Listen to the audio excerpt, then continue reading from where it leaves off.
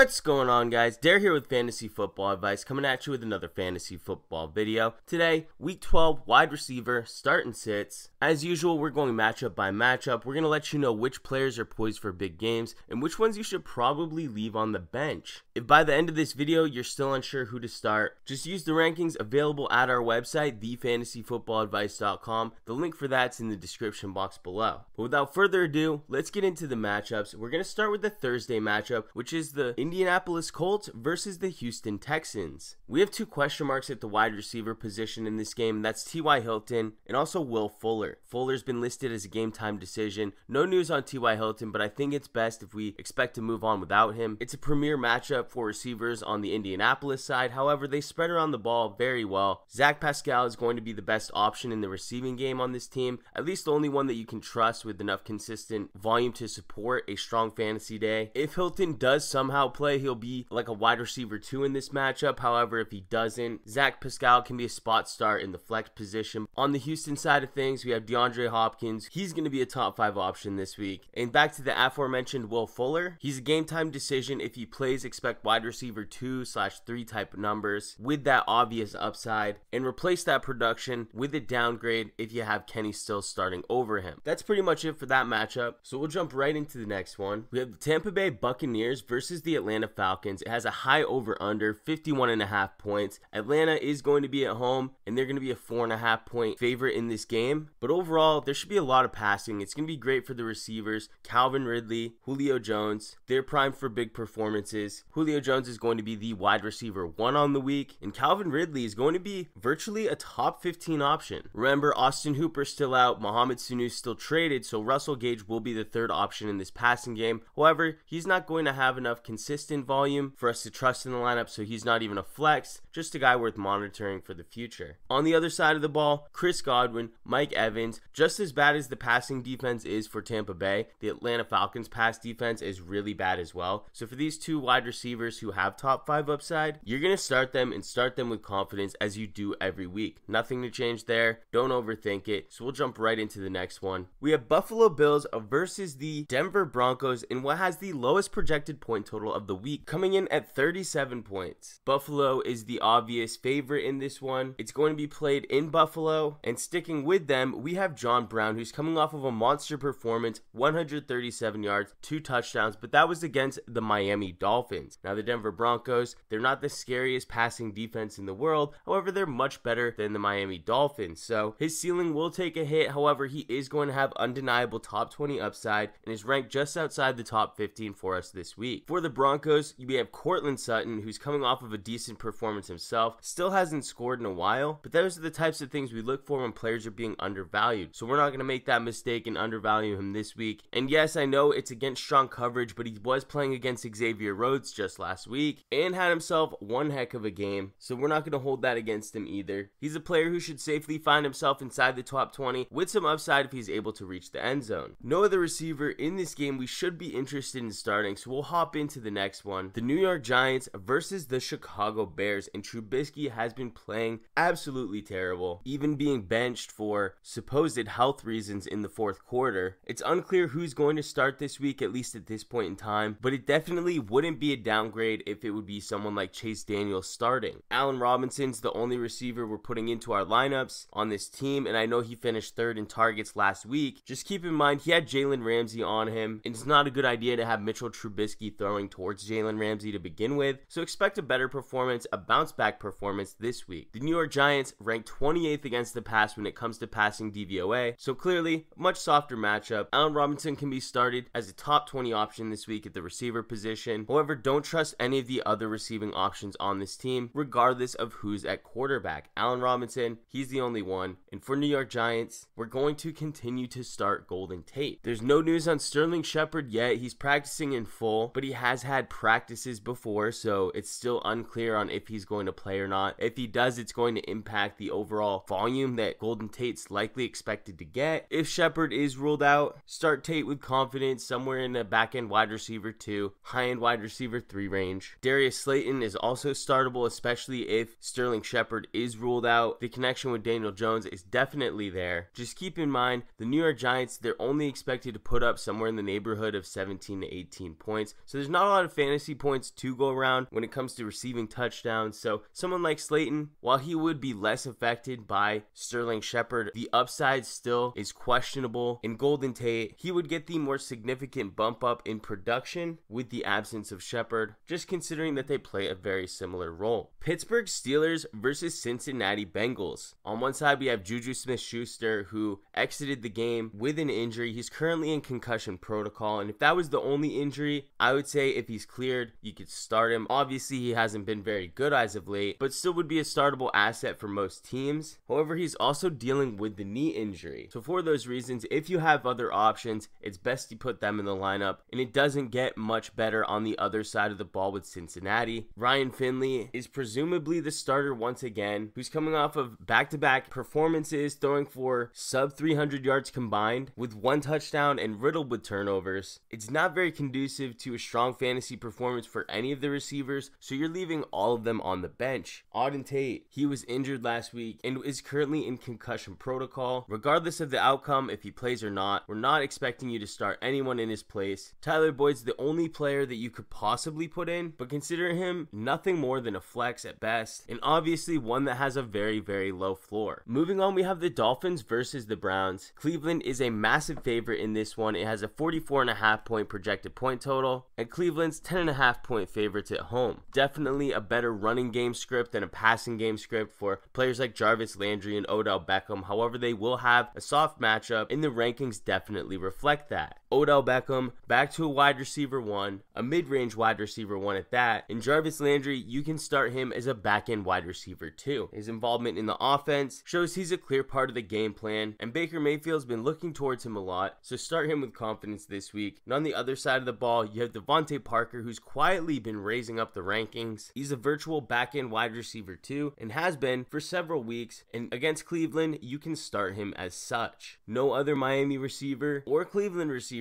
we're starting in this game, so we're going to hop right over to a matchup that should be pretty exciting. It's the Philadelphia Eagles versus the Seattle Seahawks. Has a 49 point projected total. Philly's at home, 1.5 point favorites, and this one should have a lot of production for the receivers. The Philadelphia Eagles pass defense, it's horrible, and the Seattle Seahawks, they can get it done through the air. Expect wide receiver 1 production from Tyler Lockett. DK Metcalf can be started as a wide receiver 3, and even Jacob Hollister can be started as a back-end tight end 1. That's going to wrap it up for the Seahawks, but on the Eagles side of the ball, Alshon Jeffrey's still dealing with an injury, which means Nelson Aguilar's likely the top option here. We're going to be more comfortable with starting somebody like Ertz before a player like Aguilar. We're not trusting him. Even on 9 targets last week, he was only able to convert 4 of them, and we've consistently seen from Aguilar, he just drops a ton of balls. So even if they do feature him and he does get the most targets on this offense from the wide receiver position, it may not amount to as much points as it really should. So leave him on the bench if you can. It's a much better start than it was last week, but we really can't put our faith in Nelson Aguilar. Even if Alshon's out, his upside, it's obviously there, but the floor is super low. His hands are very inconsistent, and you're playing with fire even putting him in the flex. New Orleans Saints versus the Carolina Panthers, and the Carolina Panthers have now lost 3 of their last 4 games pretty handily. DJ Moore and Curtis Samuel, they're still playing very well. Both are going to be very viable starts at the receiver position. They're 10.5 point road dogs in a matchup against the Saints, who can certainly put on the points. Passing in the 4th quarter, it's going to be very likely, and while on paper this isn't the easiest matchup for them, it's definitely a matchup in which they both should see a significant amount of volume. So DJ Moore, high-end wide receiver 2, Curtis Samuel, back-end wide receiver 2. It's really as simple as that. And on New Orleans, the only player we're starting in this game is clearly Michael Thomas and nobody else outside of him. The next matchup, which is sneaky interesting, is the Raiders versus the Jets. It's about this time that we start to take Jamison Crowder a bit serious. I know last week was a revenge game, but he's coming off strong performances even while before that. He's clearly the wide receiver 1 in this offense and should be treated as such. Back-end wide receiver 2, high-end wide receiver 3 production. That's what we expect him to have this week. It's a soft matchup. He's now had at least 5 receptions, 75 yards, and a score in each of his last 3 games, so you definitely have to start him this week if you own him. And even somebody like Robbie Anderson, this is going to be one of the better games for you to put him in the flex. For the Jets, it's a relatively high projected total at 46. They're at home, they're underdogs, so passing in the fourth quarter also likely. And for those reasons, if you're desperate, Robbie Anderson, you could do worse in the flex position. Just know it's one that has a lot of volatility. For the Raiders side, the Jets pass defense, it's not strong either. Tyrell Williams, back end wide receiver 2. And Darren Waller, he's a top 3 option at the tight end position. No other Raiders receiver you should be pushing to get into your lineup, and we're not starting any New York Jet outside of Anderson or Crowder. Final game on the early slate is going to be the Detroit Lions versus the Washington Redskins, and we're really not thrilled about this game. We still don't have Stafford, who's unlikely to play again this week. We've seen what type of impacts it has to this offense. From a receiver standpoint, the consistency is really hard to pin. 2 weeks ago, it was Galladay, who had 3 receptions and a score. This past week, it was Marvin Jones, who had 2 scores, leaving Kenny Galladay for just 1 reception for 34 yards. So starting both of them does come with their fair share amount of risk. Regardless, we got to go with the talent. Kenny Galladay, he's a wide receiver 2, just one with a bit more volatility. And Marvin Jones, you can start him as a wide receiver 3 or flex. On the other side, we have Terry McLaurin. He's not impressing as much as he was in the beginning of the season, but he's still doing just enough to be able to be slotted in as a wide receiver 2 this week. Definitely a back end one, and one more comfortable started as wide receiver 3, because simply put, the volume's not been there. He hasn't scored since week 6, nor had more than 6 targets since week 6, and 69 receiving yards, which he compiled last week. That was the highest that he's received through that same span. So like we said, you can definitely start him as a back end wide receiver 2, but you'll feel more comfortable if you're able to start him in that wide receiver 3 role for your roster. On to the afternoon games. The first one we have is the Jaguars versus the Titans. It's got a low projected point total at just 41.5 points. DJ Chark completely balled out, gaining a career high in targets with 15, turned it into 8 receptions for 104 yards and 2 touchdowns. So needless to say, he's going to be a premier start at the position, even in a game which isn't expected to have a lot of points go around.